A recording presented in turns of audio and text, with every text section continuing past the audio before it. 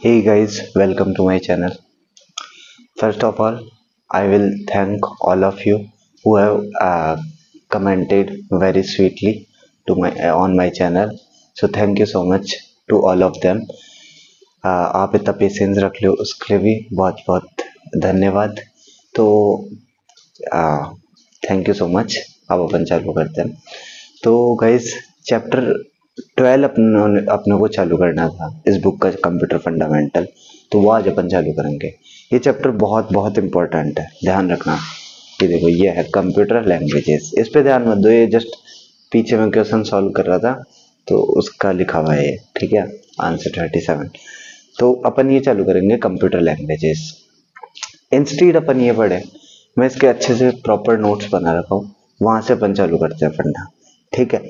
मैं उससे पहले एक ऊपर का बता देता हूँ. मैं मशीन लैंग्वेज से चालू कर रखा हूँ. कोड मतलब सारा का सारा एक्सट्रैक्ट करके मटेरियल एक नोट्स के अंदर बना रखा हूँ.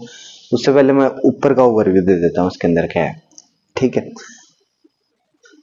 तो इसके अंदर बेसिकली अपने को 3 टाइप की लैंग्वेजेस देखनी पड़ेगी कि मतलब कंप्यूटर में बेसिक से कौन सी लैंग्वेज होती है. सबसे पहले आई थी मशीन लैंग्वेज, जो कंप्यूटर समझता था, ठीक है. फिर में आई थी असेंबली लैंग्वेज. फिर आई थी हाई लेवल लैंग्वेज, जो कि अभी करंटली चल रही है. इन तीनों के बारे में पढ़ेंगे. फिर अपन पढ़ेंगे बहुत सारी हाई लेवल लैंग्वेजेस जिनमें कंपटीशन में अपने क्वेश्चंस बनते हैं, ठीक है. तो अपन इन तीनों को पढ़ेंगे बेसिक से, ताकि अपने को समझ में आए हाई लेवल लैंग्वेज बनने से पहले उसके पीछे क्या प्रक्रिया थी, क्या प्रोसेस हुई थी पहले, वो सब जानेंगे तभी अपन समझेंगे हाई लेवल लैंग्वेजेस क्या है, ठीक है. अब एक चीज को मैं और मार्क कर रखा हूं ऊपर. We need to use the words and symbols of a computer language as per the set of rules known as syntax rules. इसका मतलब है कि अपने को एक particular proper set of rules को फॉलो करना पड़ेगा अगर अपने को एक कंप्यूटर को चलाना है, कंप्यूटर को रन करवाना है. हर कंप्यूटर अलग अलग अपने सेट ऑफ रूल्स होते हैं कि मैं इसका मतलब ये समझूंगा, इसका मतलब ये समझूंगा. वो इसके अंदर एक हर्डल बन रहा था, आगे आप समझोगे मशीन लैंग्वेज के अंदर और असेंबली लैंग्वेज के अंदर, ठीक है. तो उसे बोलते हैं सिंटैक्स रूल्स, ठीक है. तो अब अपन चालू करते हैं मशीन लैंग्वेज से. तो गाइस ही आ गया अपन नोट्स पे. तो देखो स्टार्ट करते हैं मशीन लैंग्वेज से. मशीन लैंग्वेज देखो क्या होती है, मैं इसके अंदर बताता हूँ.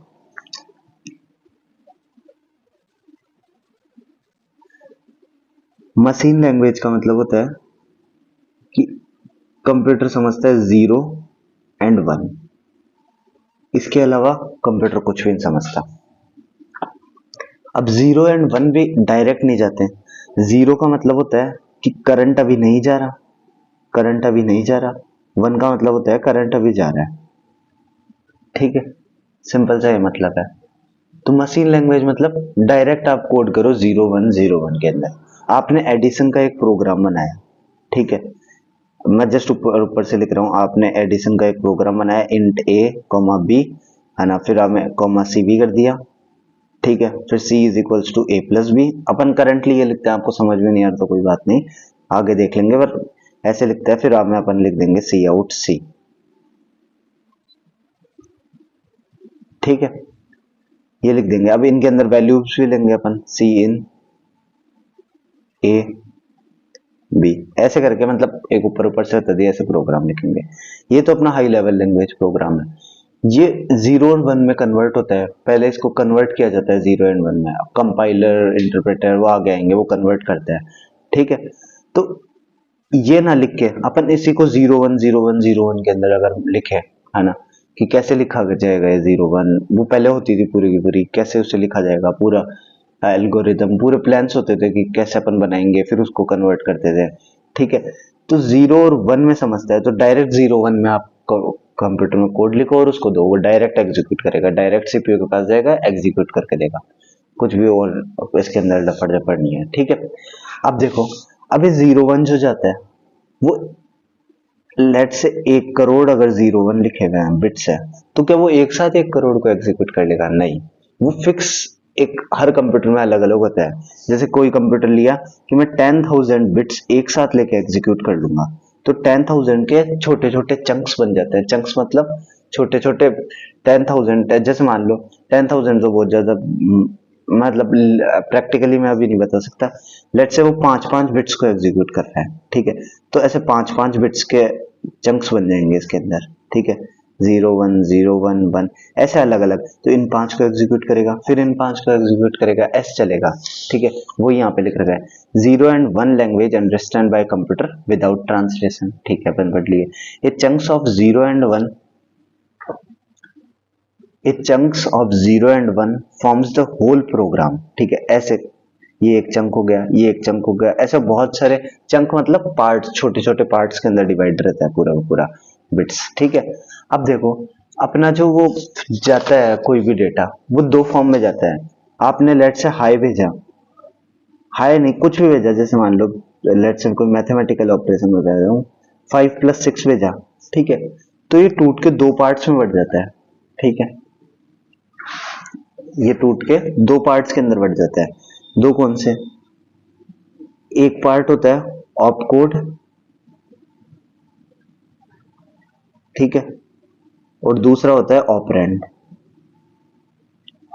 ठीक है।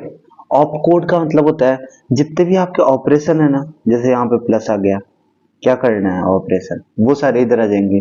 और ऑपरेंड के अंदर क्या आएंगे, जो भी आपका डेटा है कि एक तो 5 है और एक 6 है, प्लस इनका एड्रेस कौन सा है, मतलब ये 5-6 और भी तो हो सकता है डिस्क में कहीं लिखे हुए, प्लस इनका एड्रेस क्या है।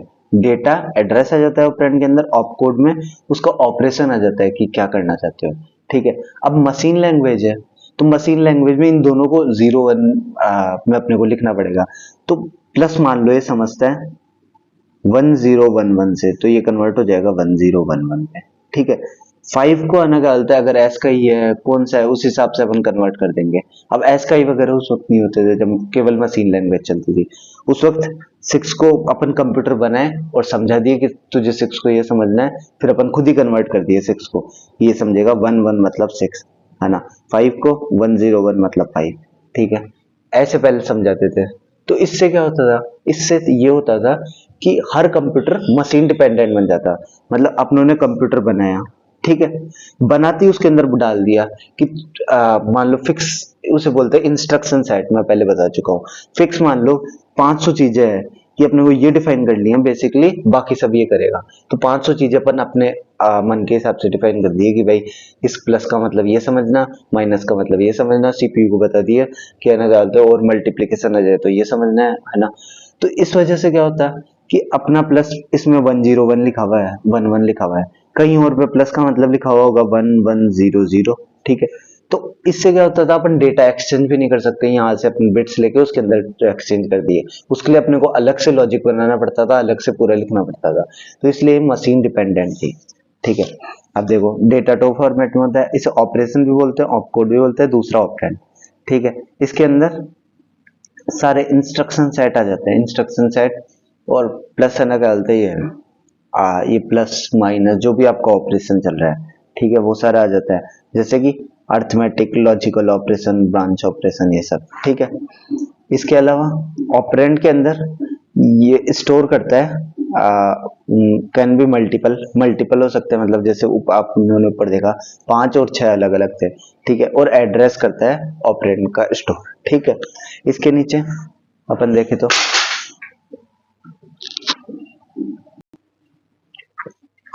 अब देखो इसका मतलब क्या है, इसका मतलब यह है कि ये 1011 के अलावा भी डेसिमल में भी समझ सकता है।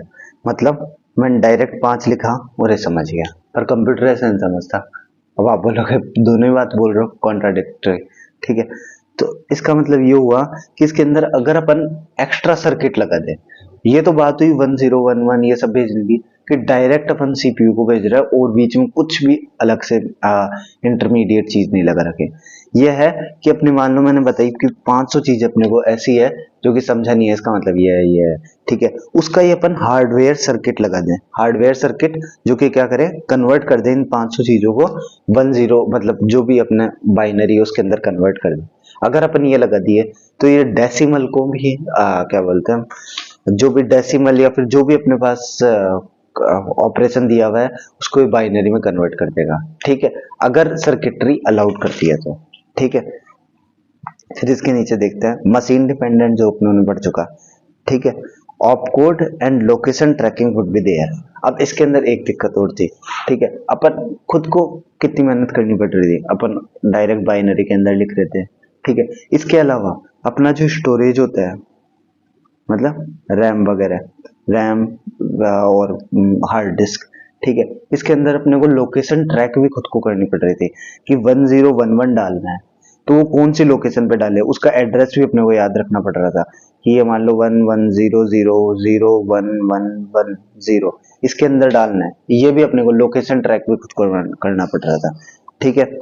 तो अपने को ऑप कोड यानी कि अपने ये ऑप कोड है ना, क्या बोलते हैं, कौन सा आपको ऑपरेशन करना है वो, है ना, ऑपरेंड, और प्लस है ना क्या बोलते हैं लोकेशन ट्रैक, ये तीनों चीज अपने को याद रखनी पड़ रही थी एक पर्टिकुलर डेटा के लिए, ठीक है।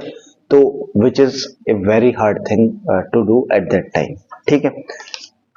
तो बस ये दे रखा है मशीन लैंग्वेज के बारे में बुक के अंदर, वो मैंने आपको बता दिया।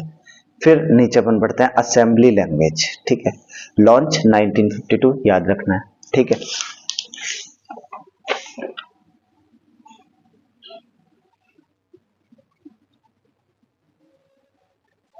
तो गाइस अब ये अपन देखते हैं इनका मतलब क्या है पहले, ठीक है। असेंबली लैंग्वेज में ध्यान रखना बेसिकली तीन चीजें हैं, निमोनिक है तीन। वे निमोनिक क्या होता है ना, एक है ऑप कोड, ठीक है, दूसरा है ऑपरेंड, और तीसरा है स्यूडो। ये तीन निमोनिक्स है। निमोनिक का मतलब होता है किसी भी चीज को याद करने का अपन एक तरीका बना ले, कैसा भी, उसे बोलते हैं निमोनिक, ठीक है। जैसे कि मैं राजस्थान जीके पे जब पढ़ता हूँ तब मैं क्या करता हूँ, कोई भी, जस्ट एक एकदम उल्टा एग्जांपल दे रहा हूँ, इससे कोई रिलेशन नहीं है, ठीक है। तो उसके अंदर इतने से नाम याद नहीं होते, तो मैं उनका एक सेंटेंस बना लेता हूँ, स्टार्टिंग लेटर लेके कोई सेंटेंस बना लेता हूँ कि मुझे याद आ जाए, ठीक है। तो वो एक निमोनिक हो गया। वैसे ही इसके अंदर निमोनिक की क्यों जरूरत पड़ी, जब अपनों ने देखा इतने बड़े बड़े लोकेशंस हैं, है ना, फिर ऑप कोड का अलग, ऑपरेंड का अलग, और 01 के अंदर ही याद करना है, तो वो बहुत ज्यादा हार्ड हो जाता था। या तो कहीं लिखो उसको टेक्स्ट के अंदर, ठीक है, और याद करना तो मतलब रॉकेट साइंस थी उस वक्त, ठीक है। तो हर को एक नाम दे दिया गया, अल्फाबेटिकल नाम दे दिया गया। अल्फाबेटिकल नाम से क्या होता है, वो याद जल्दी रहेगा। जैसे मान लो इसको मैं इतना बड़ा ना देके मैं दे दूं FRST, इसका मतलब हो गया फर्स्ट, ठीक है। तो इससे मुझे जल्दी याद रहेगा FRST, ठीक है। अगला लोकेशन है इससे बड़ा, उसका मैं नाम दे दिया SCND, ठीक है। तो बस सबके एक नाम दे दिया, उसे बोलते हैं निमोनिक। अब ये तीन टाइप के होते हैं। ऑप कोड मुझे पता है, कोई भी ऑपरेशन मुझे होगा तो मैं वो ऑपरेशन न लिख के, मैं जैसे ऐड लिखना है, मैं ADD ऐड लिख दूंगा, ठीक है। अब इसको कन्वर्ट कौन करेगा, देखो डायरेक्ट तो ये समझने वाला नहीं है कंप्यूटर, इसको कन्वर्ट कौन करेगा इन सबको, तो इन सबको कन्वर्ट करता है असेंबलर, जिसके बारे में अपन थोड़ी सी देर बाद पढ़ते हैं खत्म होते ही, ठीक है। तो ऐड, है ना, इंस्टीड में माइनस लिखूं, मैं लिख दिया SUB सब्ट्रैक्ट, ठीक है। तो सबके एक निमोनिक्स होते हैं। ऑपरेंड मतलब जहां पे मेरा एड्रेस पड़ा है प्लस डेटा पड़ा है, तो मैं देखो डायरेक्ट डेटा को तो मैं नहीं लिखूंगा कि FRS वो कि जो भी मतलब मुझे देना है कि 5 तो FIVE, या फिर मैं डायरेक्ट डेटा लिखूंगा, मैं डायरेक्ट लिखूंगा उसका एड्रेस, किसका एड्रेस, ऑपरेंड का एड्रेस कि कहाँ पे है, ठीक है।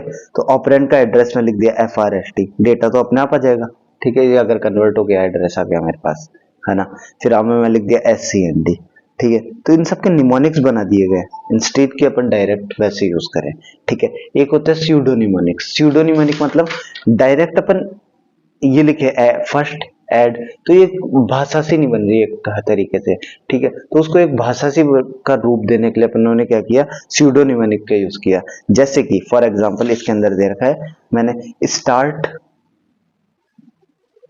एक सेकेंड, मैंने इसमें दे रखा है स्टार्ट प्रोग्राम एट 000, ठीक है। तो ये स्टार्ट प्रोग्राम एट, ये सब क्या है, इन सबको सहारा दे रहा है कि ऐड, है ना, ऐड FRST, या फिर जो भी अपनों ने ऑप कोड और ऑपरेंड के जो निमोनिक्स है, इनको सहारा देने के लिए और अपने को अच्छे से समझाने के लिए बेसिकली ये यूज किए गए हैं स्यूडोनिमोनिक्स, ठीक है। तो ये जितने भी आते हैं ये सारे स्यूडोनिमोनिक्स हैं, ठीक है। इन्हें स्यूडो इंस्ट्रक्शंस भी बोल सकते हैं अपन, ठीक है। तो बेसिकली तीन है, opcode mnemonic, operand mnemonic, pseudo instruction या स्यूडो निमोनिक, ठीक है। तो ये अपनों ने देख लिया।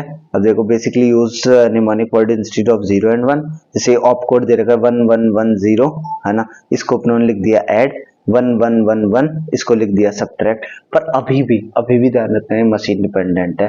क्यों? क्योंकि हर कंप्यूटर का अलग होता है। 1100 उसको नाम दे दिया ऐड, पर कहीं और पे ADD ऐड ही अगर अपन लिखे तो उसका दूसरा ऑप कोड निकल गएगा, ठीक है।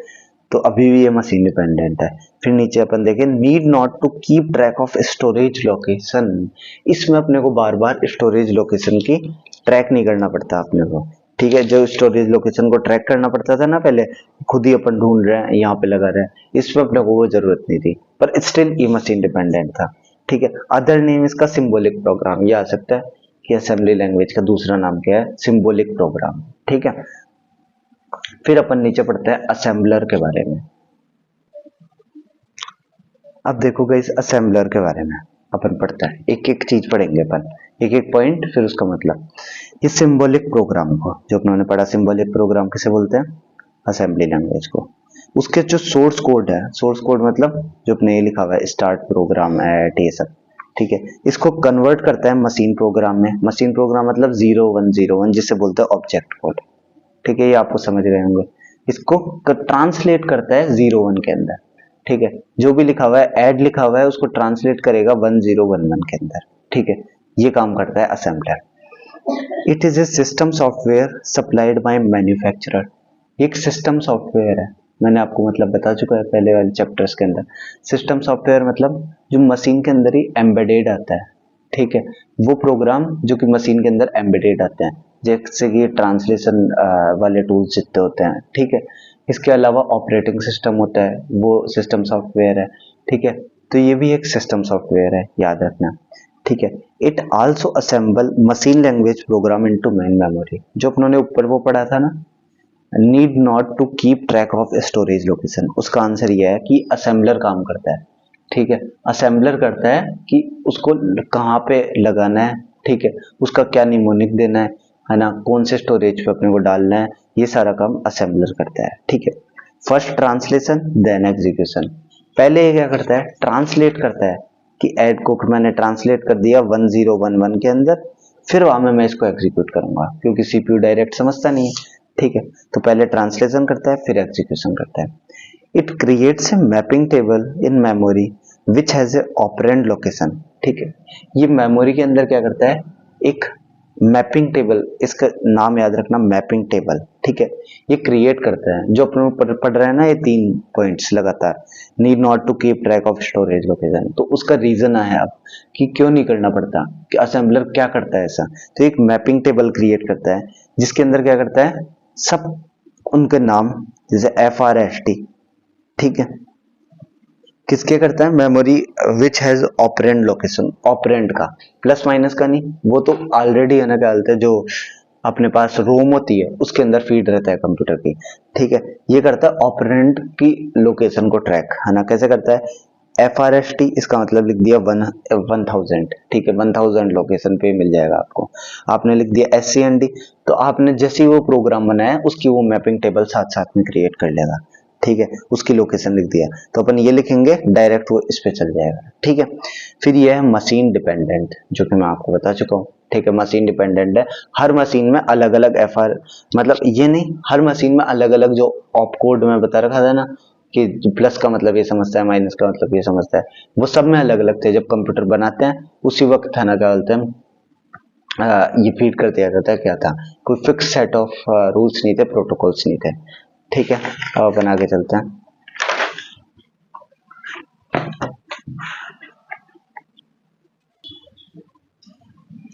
गाइस देखो अगला, only use where execution time is important, ये कहाँ पे यूज होता है, जहाँ पे केवल एग्जीक्यूशन टाइम बहुत ज्यादा इंपॉर्टेंस मैटर करती हो। अगर जैसे मान लो बहुत बड़ा प्रोग्राम है, बहुत ज्यादा, ठीक है, उसको अपने को एग्जीक्यूट फास्ट करवाना है। ठीक है, तो इसमें क्या है, एग्जीक्यूट फास्ट हो जाएगा। हाई लेवल लैंग्वेज में क्या है, बहुत सारे ट्रांसलेशंस होते हैं, बहुत टाइम लेता है ट्रांसलेशन में। ठीक है, तो जहाँ पे एग्जीक्यूशन बहुत तेज अपने को करवाना हो वहां पे ये सिर्फ काम में आता है और कहीं नहीं आता आज के टाइम पे। It is one for one in nature, ये बहुत इंपॉर्टेंट है। एक होता है वन फॉर वन, मतलब एक मशीन के लिए एक अलग से कोड है ना, एक अलग से कोड है, और दूसरी मशीन के लिए दूसरा अलग से कोड है, उसे बोलते हैं वन फॉर वन। जो कि मैं बता चुका, ये मशीन डिपेंडेंट है, हर मशीन के लिए अलग अलग उसको क्या बोलते हैं, बिट्स अलग अलग डिफाइन करनी पड़ेगी, bits her operand of code उन सब के लिए। ठीक है, तो ये one for one in nature है, एक कंप्यूटर के लिए एक अलग कोड। ठीक है, और जो हाई लेवल लैंग्वेज होता है वो होता है वन फॉर मैनी, है ना, वन फॉर मैनी, मतलब कि है ना, क्या बोलते हैं, एक कंप्यूटर अलग अलग वो समझ सकता है इंस्ट्रक्शंस, है ना, कोई दूसरे कंप्यूटर का भी समझ सकता है। ठीक है, तो ये तो one for one in nature है, अगर एग्जाम में आ जाए तो आप लिख सकते हो। दूसरी बात है मैक्रो इंस्ट्रक्शन। ये क्या होता है, मैक्रो इंस्ट्रक्शन वो होते हैं जो कि दूसरे कंप्यूटर के अंदर भी चल सकते हैं, जो कि फिक्स्ड है। फिक्स्ड मतलब जैसे कि कई ऐसे इंस्ट्रक्शन होते हैं जिन्हें फिक्स रखना पड़ता है, क्या ना कहते हैं, जो कि हर कंप्यूटर में सेम होंगे, जिनका हर कंप्यूटर में ट्रांसलेशन होने के बाद सेम बिट्स निकल के आएगी, उन्हें बोलते हैं मैक्रो इंस्ट्रक्शन। ठीक है, those instruction which can be run on multiple machines, some assembler permit some macro instruction. कुछ असेंबलर कुछ मैक्रो इंस्ट्रक्शन को परमिट करते हैं, पर इसके अंदर सारे मैक्रो इंस्ट्रक्शन नहीं होते। अगर सारे होते तो ये मशीन डिपेंडेंट नहीं होती। ठीक है, ठीक है, फिर इसके बाद में आती है हाई लेवल लैंग्वेज। गाइस मुझे वीडियो यही खत्म करनी पड़ रही है, सिर्फ 2% बैटरी बची है। आई एम सो सॉरी, आप नेक्स्ट वीडियो में देख लीजिएगा, वरना पूरी मेरी सेव करी हुई चल जाएगी। ठीक है, तो थैंक यू यहाँ तक पढ़ने के लिए, बाकी अपन नेक्स्ट लेक्चर में पढ़ेंगे।